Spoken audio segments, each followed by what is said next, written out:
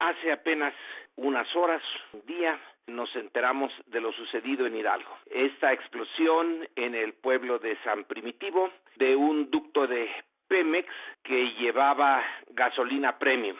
Bien, esto es en sí mismo un hecho lamentable, pero como expresión de algo todavía más difícil, creo que es eso, la expresión de un Estado que si bien no llegó a ser fallido, sí estaba fallando mucho. Las instituciones, sus estructuras están corroídas. La elección del 1 de julio del año pasado promete una reestructuración, una regeneración, como es el nombre del partido que está en el poder, pero va a ser difícil, el proceso va a ser largo.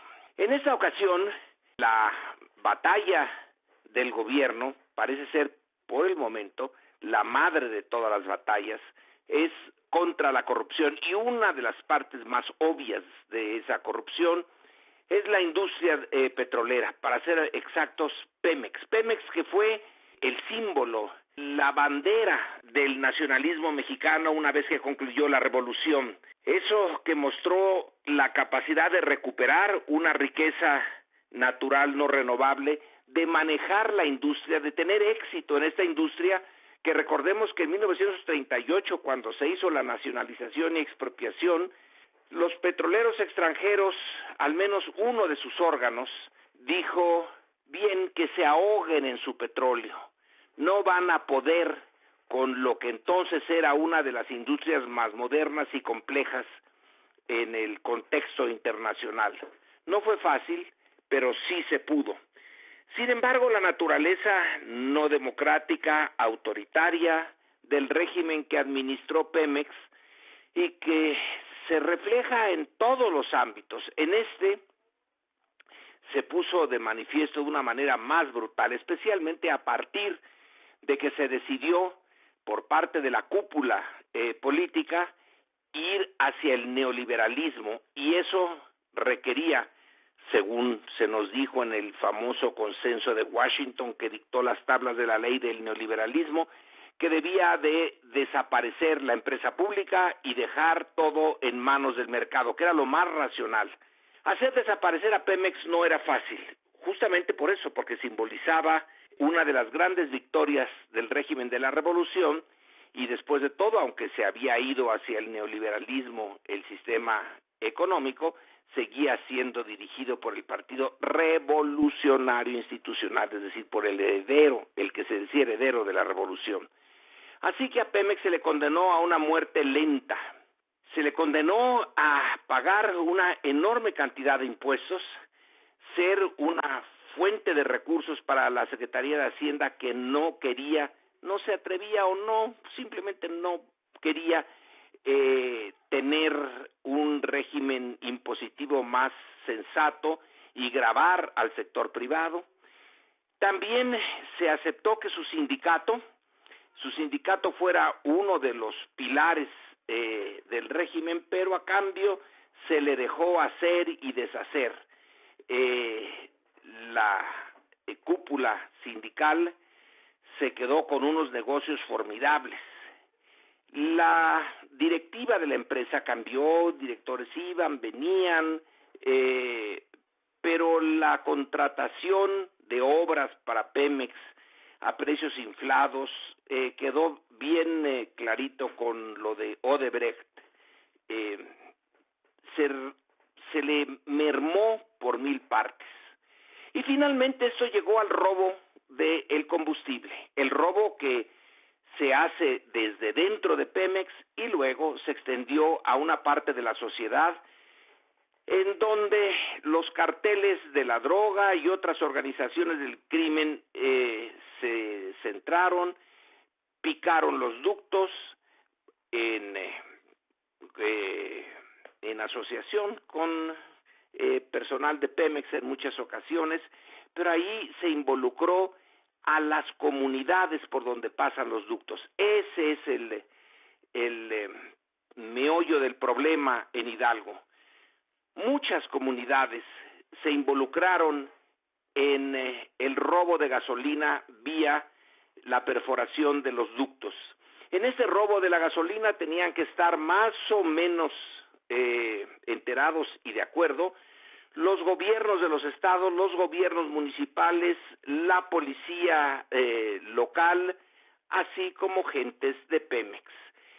Y eso se ha convertido en uno de los símbolos de la corrupción que permea desde la cúpula del poder, desde la presidencia hasta las partes más populares de México. Es una corrupción estructural que va a ser muy difícil de quitar, pero que hay que hacerlo. Entonces, esta tragedia, hay un periódico que señala hoy, es responsabilidad del ejército. El ejército llegó, había 25 elementos del ejército y no pudieron controlar el robo. Debía de haber habido más. Se me hace bastante simplón y hasta y en buena medida injusto culpar a una institución. La culpa es de toda la red de instituciones. Y en esa ocasión el ejército simplemente fue apabullado por el montón de gentes, adultos, niños, hombres, mujeres, etcétera, que decidieron ir a llenar sus bidones en este geyser de gasolina que brotó de lo que era una perforación no bien controlada y que con la presión se convirtió en una fuente inmensa.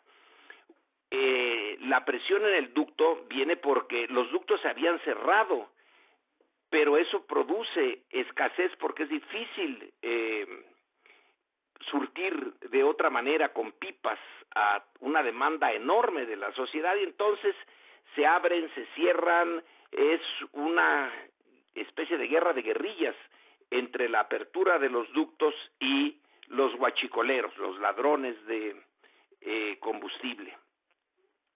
Creo que el sentido común hacía prever esto. Ana Lilia Pérez, en un artículo que publica hoy, dice, era previsible lo que iba a pasar. Sí, hay cosas que son previsibles, pero que son muy difíciles de evitar.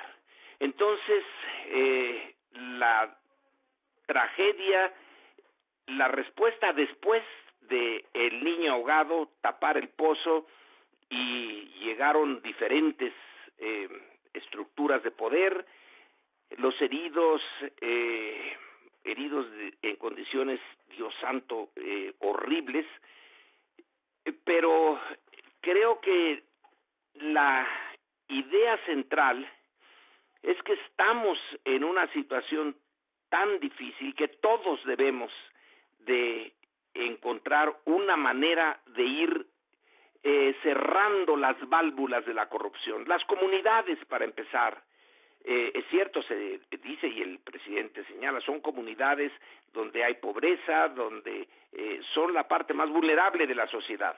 La parte más responsable está en la toma de decisiones, en las grandes empresas que compran el petróleo o el combustible robado, etcétera.